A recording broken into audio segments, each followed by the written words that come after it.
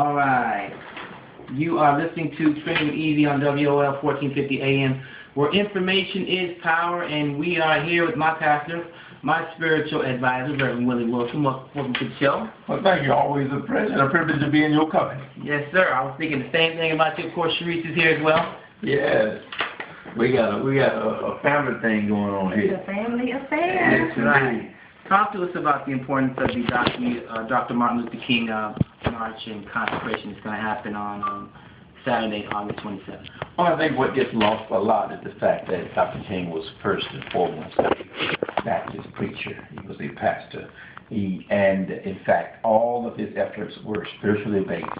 And as such, then, I thought the name on one because of who he was at his core, and that is a spiritual man, that there needs to be a spiritual dedication, blessing, and consecration of the monument grounds prior to the official unveiling.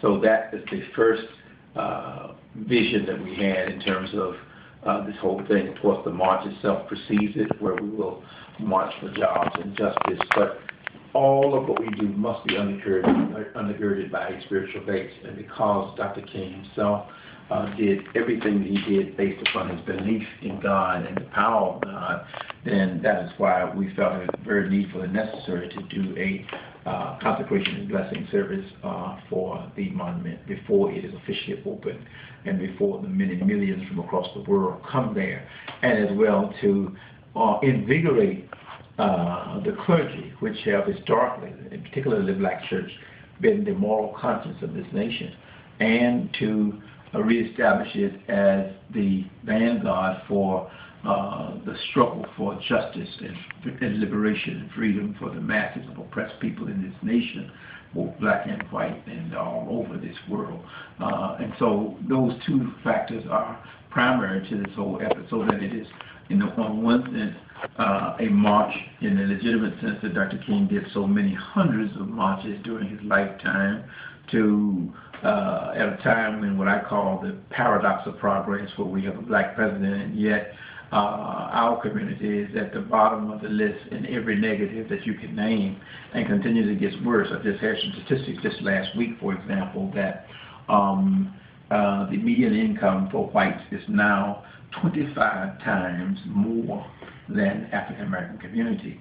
When you consider the number of home foreclosures, when you consider the number of people who are out of work, it's a time when we certainly need to reawaken and reinvigorate the same kind of efforts that Dr. King put forth, because in fact, in many instances, our people have been put on the back burner, and no one is speaking for the concerns and needs of our community, and it must be done. So hopefully and prayerfully, this will be the impetus for a revival, if you will, of the spirit of Dr. King, in terms of willingness of the masses of our people to stand up and be counted and fight for justice and fairness and equality in this nation.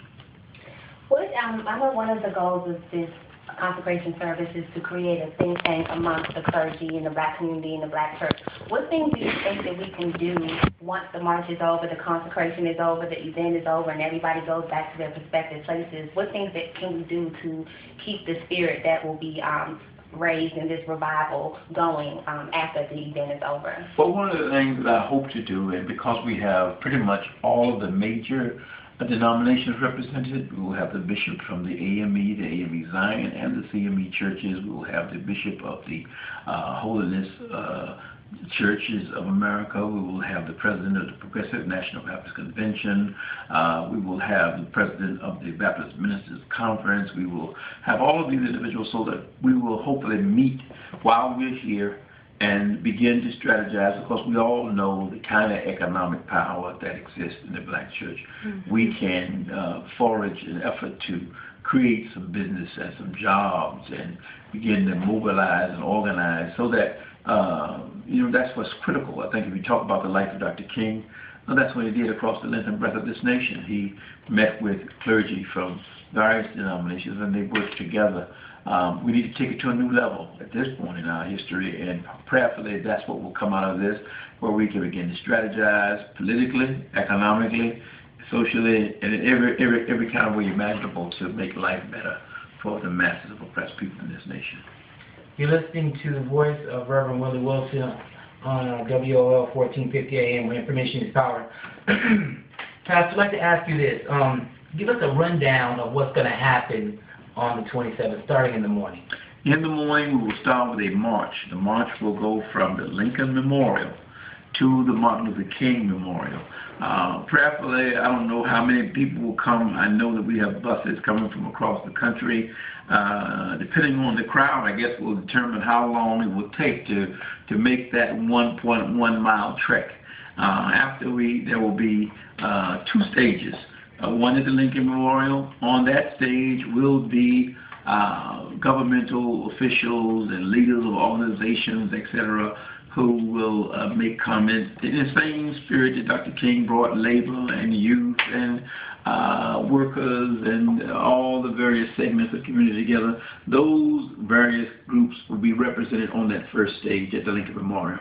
Then we will march from the Lincoln Memorial to the King Memorial, which is where we will have the service of blessing and consecration. As I mentioned earlier, many of the leaders of various religious denominations will participate in that service, interspersed with entertainment. We have Sweet Honey in the Rock, which I'm sure many listeners know about for their traditional spirituals and tremendous harmony. Sounds like the polyphonic harmony of our South African brothers and sisters. It's so beautiful. And of course, Tremaine Hawkins and other groups, Aris, quite a few other groups, and interspersed with prayers and offerings of consecration of the grounds by the various religious leaders who will be represented there. We know that you are no stranger to this type of work in the role that you played with orchestrating the Million Man March. That was another historic event that took place here in our nation's capital. Why do you think events of this magnitude are important for people to experience, especially people who are of a younger generation who might not understand the struggle from a perspective of marching and rallying and gathering all of us up together to work together? Well, I think the greatest thing is the power of the Spirit. You know, when we did the Million Man March, for example, we had no idea with all of the problems, and I believe there's a whole book that could be written about all the adverse situations and circumstances that we had to overcome. But in spite of ourselves, it was what theologians call one of those kairotic points in history where God moves, and you know it was God, because no way could you have done. I can remember sitting in the hotel room at 4 a.m. in the morning, and someone knocked on my door and said there are already 300,000 black men out on the mall. That was in spite of all the blocks and roadblocks that were put in our way to try to keep it from happening. And so what I look for and what I'm believing that will happen is that same type of spiritual contagion. And might I add, almost 2 million black men and not one negative incident. I believe that, again, that was the move of Almighty God. And I'm looking for the same thing. We're asking all the churches in the area to come as a congregation and bring their banners. We're talking about a revival here. We're talking about something that our young people, most have never seen. And that'll light a fire. You know, as it has in the past, it'll do it again. You know, there's one of the prophets in the Old Testament that says, hitherto in the past hath the Lord blessed us, and he will bless us in the future.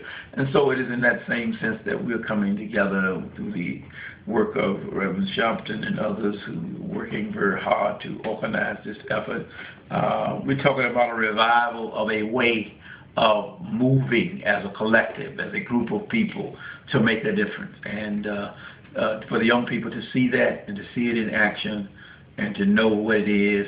Because in a very real sense, the same struggles that we had then, we have now. We have not overcome.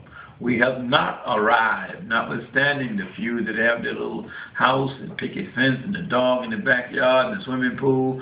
The majority of our people are still living at or below the level of poverty, and someone has to speak. Dr. King spoke for those who could not speak for themselves. It is those who wear the same cloth today. Challenge and opportunity and the commitment to stand and speak as he did. All right, that's it.